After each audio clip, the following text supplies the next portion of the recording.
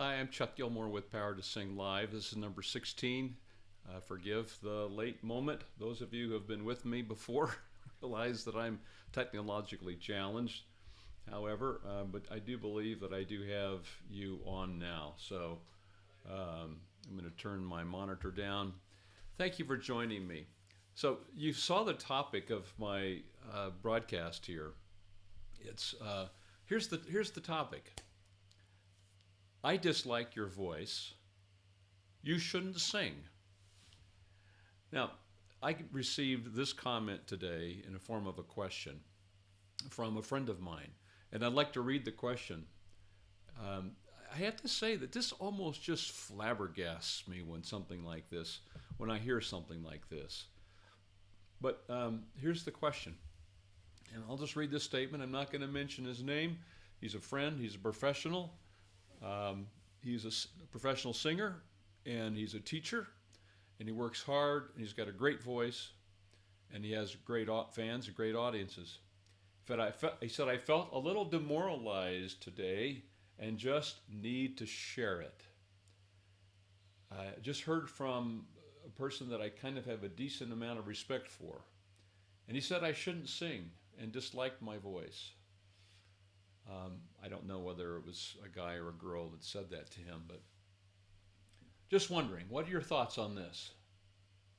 For an example, should a professional singer say to someone that he or she shouldn't sing and they dislike his voice?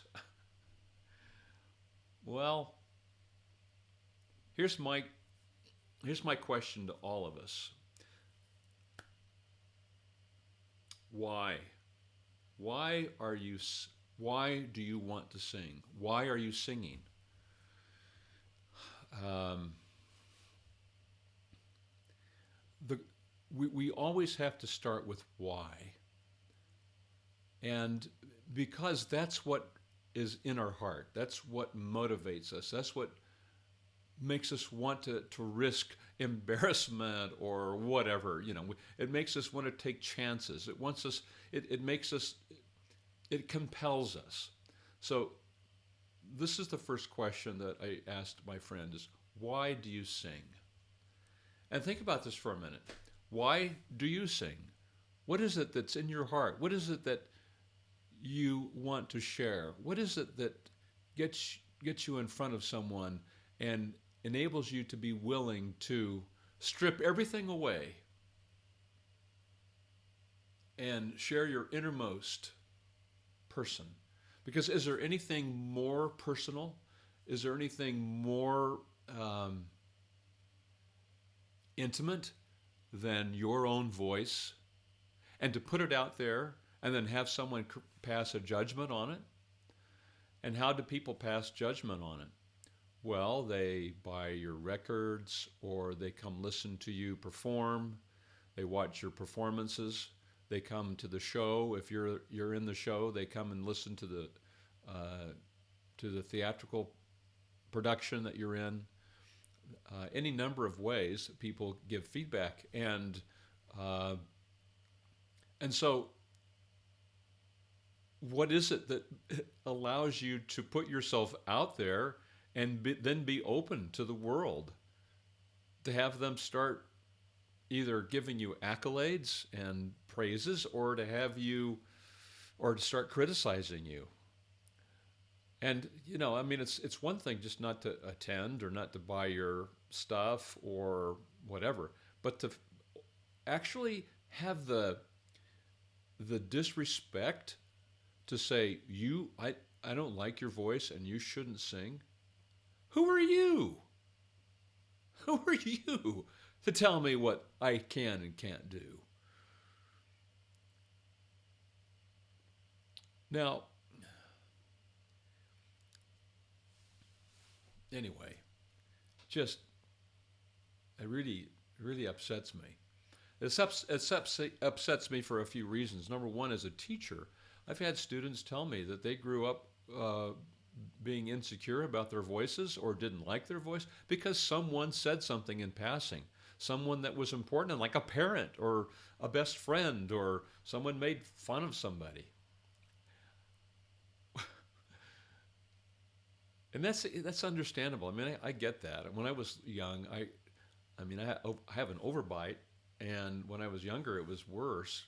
I wore a retainer at nights and kind of helped correct a little bit. But one of my best friends turned around, and she was just having fun, but she just turned around and kind of went whoa, whoa, whoa, whoa to me one time when I remember this in sixth grade, and all of a sudden, I realized she was making fun of my teeth. I'd never even thought about it before.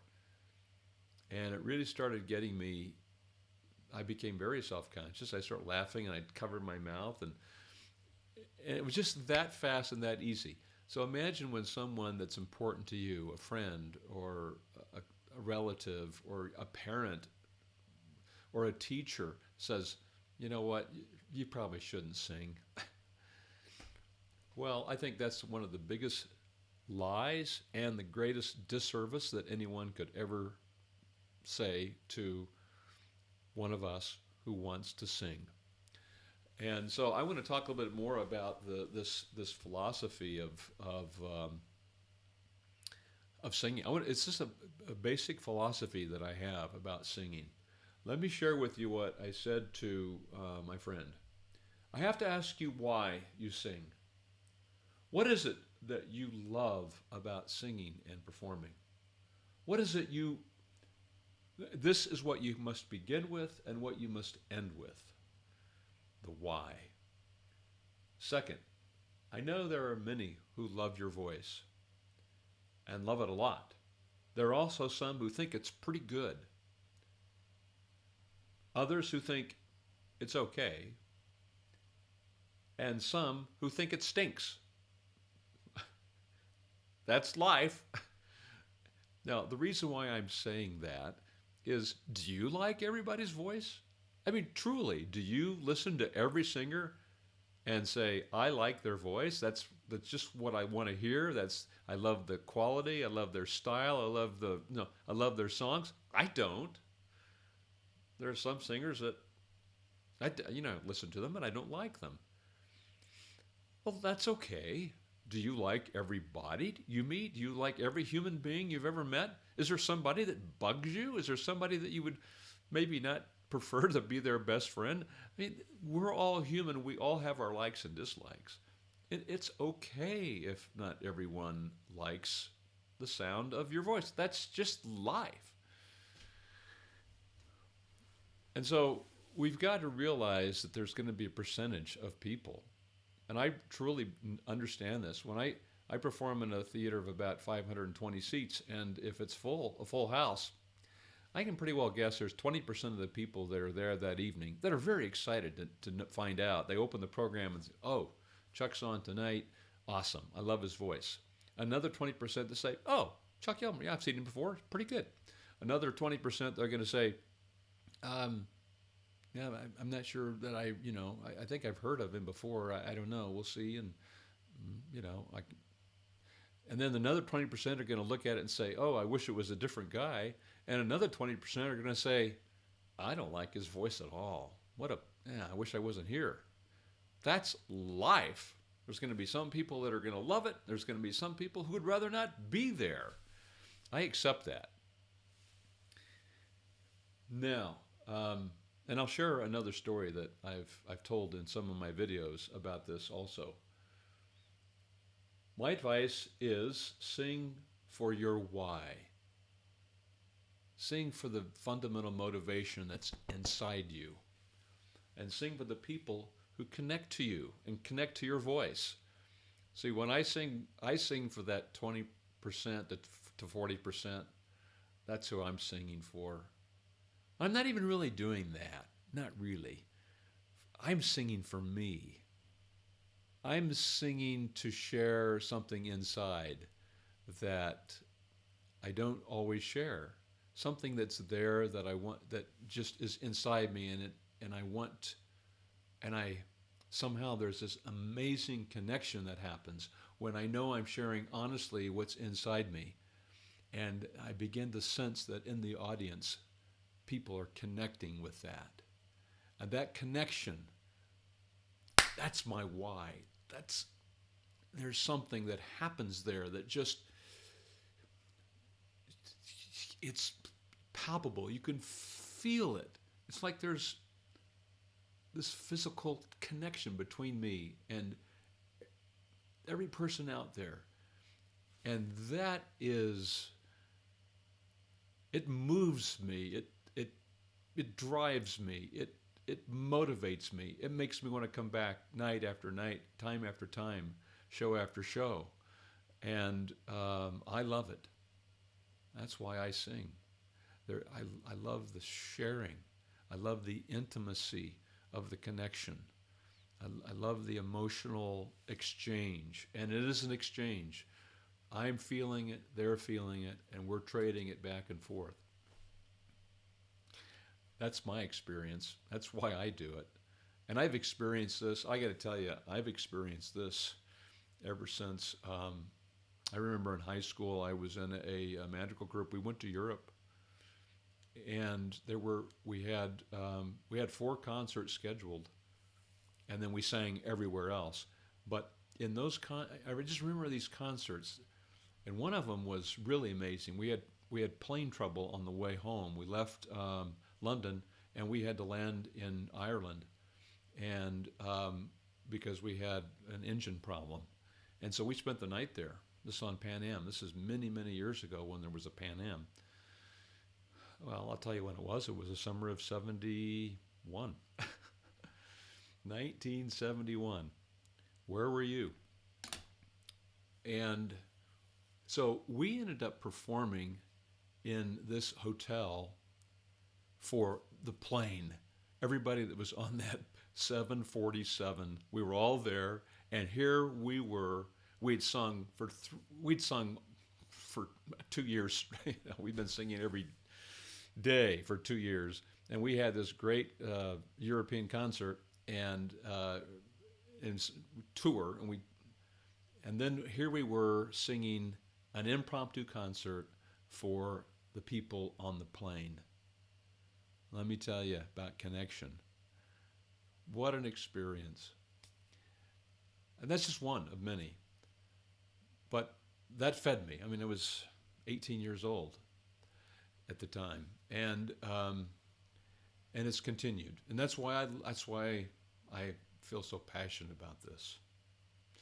I love it, and I love singing. I love helping people sing, and that's why I love helping people get and discover things they'd never discovered about their voices that they didn't know they could do. So. There is nothing you can do about people who will never like your voice. There's nothing you can do about it.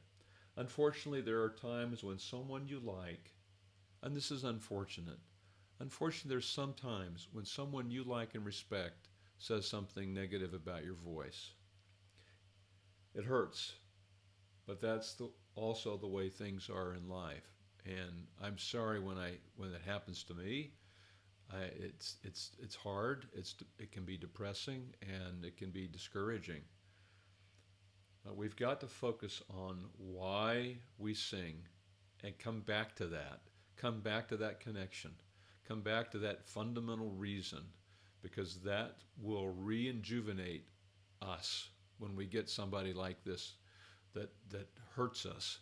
It will rejuvenate your singing. It will rejuvenate why you do it. It hurts, but that's the way things are in life. You focus on the why and then sing with all the love in your heart that you can. And forget about them. Sing to the ones that you know are there, that you're connecting with. Connect with your voice. Who connect with you emotionally, that connect with your song, connect with your feeling. And sing for yourself and your true fans. So I remember one time, and this was a turning point for me. I'll share this story, and then I want to take questions and answers.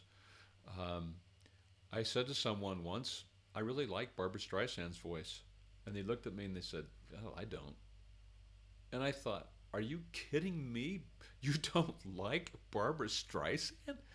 I mean, she's amazing. What an amazing singer and performer, and just a great voice. And, so that's my feeling about her, at least. And then after I was thinking about that, I thought, that's amazing. If not everybody in the world, if everybody in the world doesn't love Barbra Streisand's voice, why would I think that everybody in the world should love my voice? That doesn't make sense, because there's one of the greatest singers ever. Think about some of the great singers in the world, like Pavarotti, and you know, there are just as many people who don't like Pavarotti's voice. They don't like opera. They don't like the whole genre. I mean, they just don't like it, so they don't like to listen to him. Why would I think that everybody in that audience is going to love my voice? Lady Gaga, I don't know what she's got now, like 60 million plus Twitter followers. Well, that's not very many in the world when you stop and consider about 7 billion people or something. I don't think it's even 1%. If I someone will tell me, but she can make a really good living with just a percent or two of people. I don't know, maybe it's 8%. Of the people, just 8%. Like, really, 8 out of 100 people like her stuff, and yet we think that's really amazing. And she can make a living on 8 out of 100 people on the earth. Makes a really good living, right? So if we're dealing with those numbers, then you got 100 people in the room and you got 8. That's as good as Lady Gaga has it. Or, you get my drift. Those probably aren't exact percentages, but you just don't have. It's just unrealistic to expect that everyone's going to love your voice, because not everybody loves everyone's voice. Okay. All right. Now, my goal is to try and find where you're making any comments. So let me see if I can find it. All right, I have a chat. Let me find a live chat window here somewhere. Let me go to my control room and see.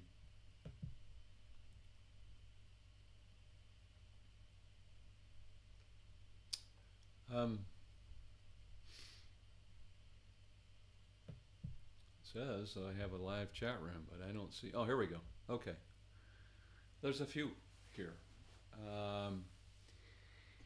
Any comments on the discussion today? I have some questions here. Hello. Pooja Sinha, hello. Johnny Valentino, hi. Johnny. Faraz Khan, sir, how can I release throat tension? Okay, well, let's talk about throat tension for a second. Let me just give you a real simple way to relieve throat tension. If I am singing any song and I start feeling throat tension, I could replace it with, I could say, if I said, let's put it up a little bit further. If I were singing and I had throat tension, twinkle, twinkle, little star, gosh, I feel how tight that is. So if I said, goo, goo, goo, goo, goo, goo, goo, that goo, goo separates the vocal cords from the neck muscle, from the extrinsic neck muscles, unless I do it like this. Goo, goo, goo, goo, goo, goo, goo. You can hear it and you can see the tension. So you want to do a goo, goo, goo, goo, goo, goo, goo, goo, goo, goo, goo, goo, goo, goo, goo, goo. I just took the tension out with that goo, goo, but I had to go hootie, goo, goo, goo, goo, as opposed to goo, goo, goo, goo, goo, goo. Goo, goo, goo, goo, goo, goo, goo. And I could do it in any key. Goo, goo, goo, goo, goo, goo, goo, goo, goo, goo, goo, goo, goo. Don't do it loud, do it soft, do it easy. And that's the way to get rid of tension. Now, The goal is to go back and do the words, the same feeling. Twinkle, twinkle, little star, how I wonder what you are. Twinkle, twinkle, little star. But if I go back and say, twinkle, twinkle, little... It's not, that's tension still there. Goo, goo, goo, goo, goo, goo, goo. But look, let's be serious about this. We're in a habit of tension. Tension is a habit. And so to break the habit, you've got to do something radical, and goo, goo, goo is pretty radical.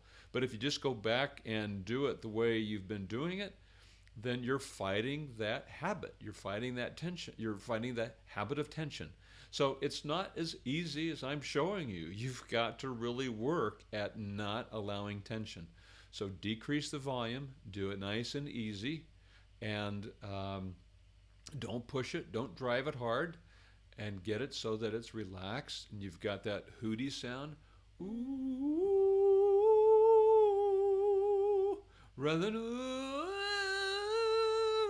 We're in the habit of holding on, and we've got to break that habit. So it's easier said than done, I'll confess, but that's what I would do if I were working with you. Hey Travis, great topic. Sometimes I don't like my own voice, so how can I expect everyone else to? You know, I did a video somewhere in my blog. I think it's maybe on YouTube. I can't remember. But it's a mashup of very, very popular singers who are bad singers. I mean, you know, very popular songwriters and singers who've made a tremendous career, who, if they're not bad, they're marginal. Now, as soon as I say that, there's a large percentage of people out there who love them, who love their voices. Bob Dylan, I think he's not a very good singer, and yet he's got the number one, Rolling Stone magazine's number one rock song of all time, Like a Stone Rolling. And so it's just because they can't sing, or just because they're marginal singers, doesn't mean that they can't have a huge following. Look, this is more about emotional connection than a lot of singing teachers will admit. You don't have to be a great singer to really commit, to be able to really emotionally affect your listener. I mean, in a positive way. It really isn't about the quality of the voice so much as is the emotional connection that we're making with our audience. Now, that being said, I believe that we need to work to get our technique perfected so that we can do both. We can connect emotionally and not even think about technique and sound our very best. But it really has nothing to do with, well, I shouldn't say that. I mean, you have to be on pitch. But there's a lot of singers out there, professional singers, through the years. And so I've got a video. I'll see if I can't. I'll post it sometime. But I think it's within one of like the first 6 or 7 or 8 that I did, and it's about confidence.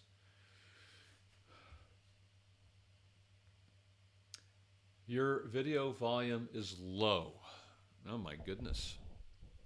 I'm sorry about that. Let me see here if I can. It looks like maybe I just need to sit closer to my microphone, huh? Let me just go a little bit closer to the mic and see if that makes a difference. Hi, Chuck. Can you explain the dopey gee? Sometimes I believe I'm doing it because sometimes my larynx still rises when doing it. Okay, so let's be clear. The larynx is probably always going to move a little bit, okay? I like to kind of, someone once compared this to like a buoy on the water, you know, that kind of just is floating on the water. But there's a difference. If you put your hand here on your larynx and swallow, you can feel it go up and then come back down. And so if the larynx is really going up, you can feel it go up, and you can hear it go up, and you can see it go up. But there are times when it's maybe going up a little bit, but it's you're not pulling it up, you're not pulling the chest voice up. So don't be too critical if there's a slight upward motion, just slightly. That being said, the dopey gee, if you put your hand here on your Adam's apple again, and women, it's smaller. So if you have to put your finger here, trace down until you feel that first bump on the top. First bump you run into coming down under from your chin. That's the top of the Adam's apple. And if you put your hand there and say, duh. Now, not just duh, but duh. When I say duh, my hand, the larynx doesn't move. If I say duh with that really dopey, really stupid sound, duh, like a dopey dog, it drops. It really pulls it down. So that's the key number one, duh. Now, instead of saying duh, you say gee. The same dopey feeling, gee. And it should, you can feel it drop. So there's muscles under the larynx that are pulling that down with that dopey sound, right? So that's really an important thing. For some reason, some people have a hard time doing that. I don't exactly know why. I don't know if they're embarrassed to make that stupid sound or not. But so then you take that and add to the gee, dopey gee, gee, gee, gee, gee, gee, gee, gee, gee. Now that's in the women's range. If I came down here, gee, gee, gee, gee, gee, gee, gee, gee, gee, gee. That's the dopey sound. Now if I said gee, gee, gee, gee, gee, gee, gee, you can hear that I've lost that dopey imposition. Duh. So you have to maintain that while you're doing the exercise. If I said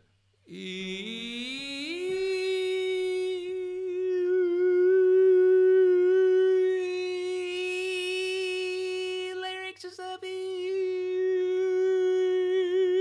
larynx is down. And so you can hear that the one is more hooty, and the other is thin and more strident.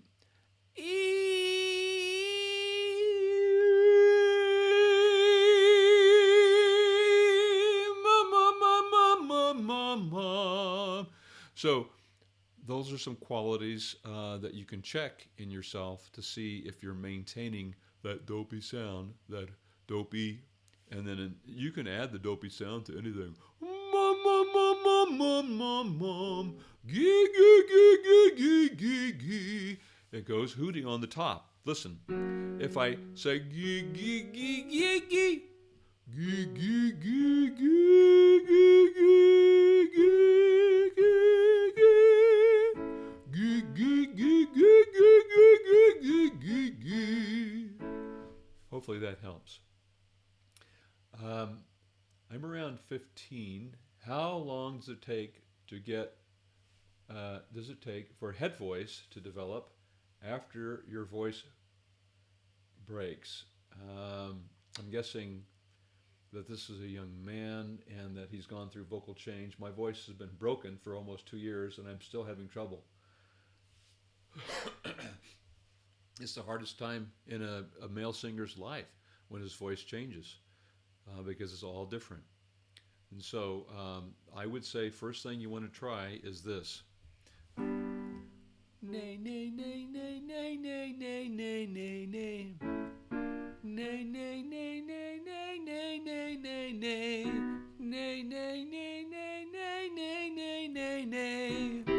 Nay, nay, nay, nay, nay, nay, nay, nay, nay. Nay, nay, nay, nay, nay, nay, nay, nay, nay. Nay, nay, nay, nay, nay, nay, nay, nay. See, I just went through the bridge connected. Now it's not loud and there's no tension. So you've got to get to the point where you can do that. If you can go through that with that little bratty nay, nay, nay, softly, easy, keep it connected, don't let it break into falsetto, then that'll be the beginning of putting your voice back together again. Um,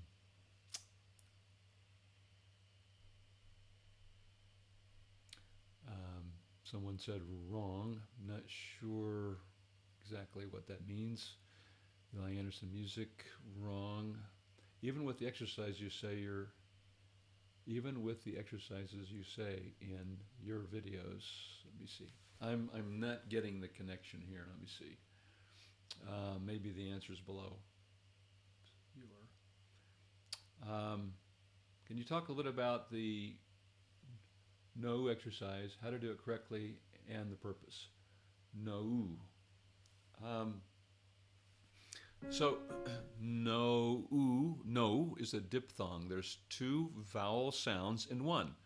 Oh, no. In the U.S., at least, we say no. I think there's some dialects, when they say no, they say no, but with us, it's no. And so, oh, the oo encourages the head voice. So when I say, if I'm telling someone to say, no, no, no, no, no, no, no, no, no, no, say, move quickly to the oo part. No. It's almost like you were just saying, no, no, no, no, no, no, no, no, no, no. No, no, no, no, no, no, no. No, no, no, no. No, no, no, no, no, no, no. Now, it's easier to say no than it is no, no, no, no, no, no, no. Because I'm not closing down, I'm not moving quickly to the oo portion of that. No, no, no, no, no, no, no, no, no, no, no, no, no, no. So it helps me get into a blend or a mix of head voice and chest voice by the inclusion of that oo. No, no, no, no, no, no, no, no.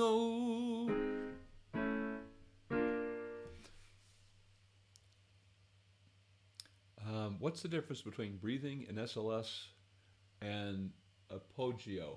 I'm sorry, I don't know what you mean by apogeo. I probably should, but I don't. I think that there's no. I mean, I grew up with classical singing training, and what I'm trying to teach now is pretty much the same thing, and that is just the letting the tummy drop, so that you're able to, so that the diaphragm, which is umbrella shaped right underneath the rib cage, flattens out, and it expands the lungs and creates a vacuum, and air fills the space. And so the way that looks is when you're singing, that this comes out. You can hear me this from here. So when the diaphragm flattens, my tummy has to come out, and it also pulls air in. Then as you're using the air, you pull that tummy in gently, not hard. You don't jerk it in, you just pull it back in. And then when you're ready for more air, you just relax this actually, and it replaces it with air. And then as you're using the air, you pull it back in. If there's any differences that we tend not to overemphasize the air. It's speech level singing. I don't think that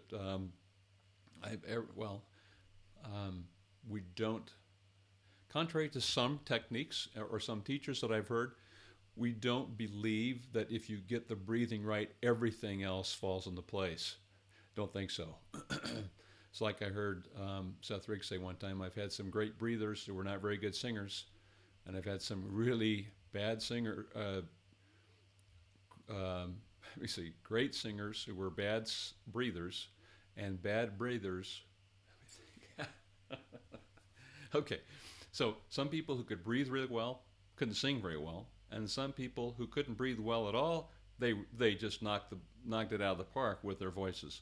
So I don't we don't necessarily overemphasize breathing as the be all, do all, end all to singing. It's more about keeping the larynx at speech level and keeping the vocal cords at speech level. And in other words, they are adducted and other things. But that's a quick answer. What's the difference between breathing? Okay. Hey, Chuck, love the videos. I get diaphragmatic breathing, but how much air should I release when singing? You know, you release as much air as you need. How much air do you release when speaking? You don't even think about it, right? I don't really think too much about the singing part of it either. I tend to sing like I speak, and so I just have to have enough air to complete a phrase, or I have to have enough air to hold out a note. That's the big difference between singing and speaking, is that we don't phrase it the same way when we sing as when we talk. We don't change the pitches. We don't hold out the notes when we're speaking and so forth. So I think it's pretty simple. You use as much air as you need, and don't change the vocal cords. In other words, when I start singing, I don't want to change the compression on the chord structure. Now I'm losing too much air. I'm going to run out faster. So when I start singing, I just try and keep the same quality of vocal cord adduction as I do when I'm speaking. Don't change anything when you start to sing. Is it okay to drop the larynx a little lower than natural position on high notes? You know, I would only suggest that if the larynx is going up. If you're fighting the larynx, if the larynx wants to go up when you go for the high note, if you think about just adding a little bit of the dopey feeling, it might counteract the tendency for the larynx to rise. But we don't talk that way, so why would we sing that way? I've heard people singing who I think the larynx is too imposed while they're singing. And since we don't talk that way, why would we sing that way? So I think ideally, once you're able to connect, and once the larynx is staying fundamentally where you speak, that you leave it at that. But if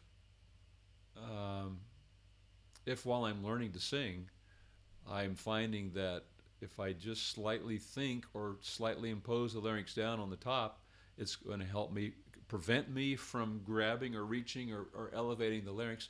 That might be a good strategy. But I think eventually you want to discontinue that too, right? So that everything you do is without adding any tension, whether it's driving the larynx down or driving the larynx down, driving the larynx up. Just we want to get away from all of that and truly be at a very natural presentation of singing. Does vocal range naturally drop with age? I'm 47, and if so, can this be reversed with regular vocal exercising and maintenance? If we're exercising incorrectly or singing incorrectly, we can lose our range. This is very common as you age. If you're singing correctly, then there shouldn't be any loss of range as you age. My range has increased with age, and so it has to do with tension. It has to do with vocal abuse, and if I'm always, so the answer is no. There shouldn't be anything happening to your voice as you age in terms of loss of range, and you have to keep exercising it, right? Just like our bodies. And so there's going to be some decline, of course, but I think we can sing well into I'm 60, I'll be 64 next month, and I'm feeling pretty good about that. Now I do take medication for acid reflux, and that's one of the things that I have to, I didn't have to do when I was younger. And it's because I'm not very good at controlling my diet, so I've elected to just take some pills. What does chord compression mean?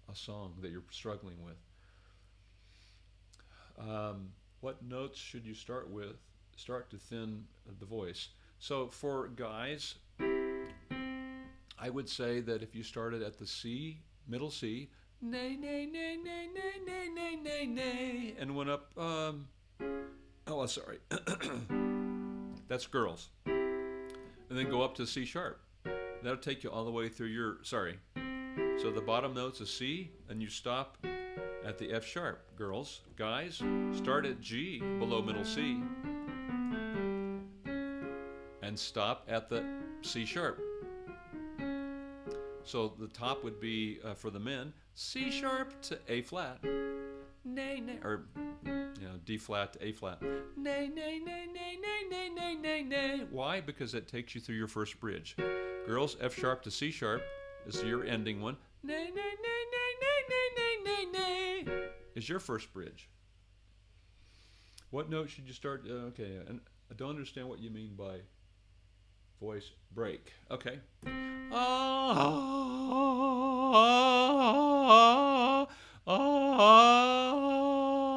You hear that break? So it's where the vocal cords are functioning normally, and then they break apart.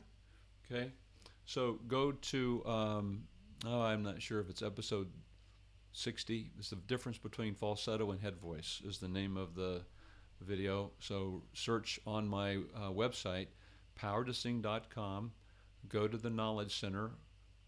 There's categories that you can drop down categories and look for the word falsetto, and then watch. I think it's episode 60, and it will go into more detail about what the difference is between falsetto and head voice and what the break is.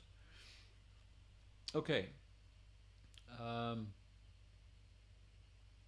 right, so wow, it's a lot of great questions today, and so go to the Knowledge Center. If you haven't already gotten your vocal type, then go to the Knowledge Center, watch the videos on so. Let me see. Go to the Knowledge Center really quickly. If you haven't already gotten your website, if you haven't already gotten your powertosing.com type, and when you're on the home page, go to the Knowledge Center, watch the videos. Well, there's a power test. Take the test. Take the quiz. Submit the answer. Go to the Knowledge Center. Really recording. If you haven't already gotten your home page, just go to the Knowledge Center. And watch when you're on the videos. Go to the Knowledge Center. Let's say your voice. Well, there's a power test. Take the test. Take the quiz, submit the answer. Go to the Knowledge Center and watch these videos. If you haven't already gotten your vocal page, just go to the Knowledge Center. Here I explain when you're on the video. Go to the Knowledge Center. Let's say your voice acts as a power test. Take the test. Take the quiz. You can download them from there. Go to the Knowledge Center and watch these videos. If you haven't already gotten your vocal page, help me remember now. Those here I explain voice video. Go to the Knowledge Center. Let's say your voice acts power parts teach you to bridge from chest into head and back down again without the breaks, and it opens up a whole new world. It's a wonderful thing. Well, we've gone long time today. Thank you for joining me. I'm Chuck Gilmore with Power to Sing. You can sing higher with beauty, confidence, and power. I'll see you on the next live broadcast or inside the next video. Thank you. All the best. Happy New Year, too.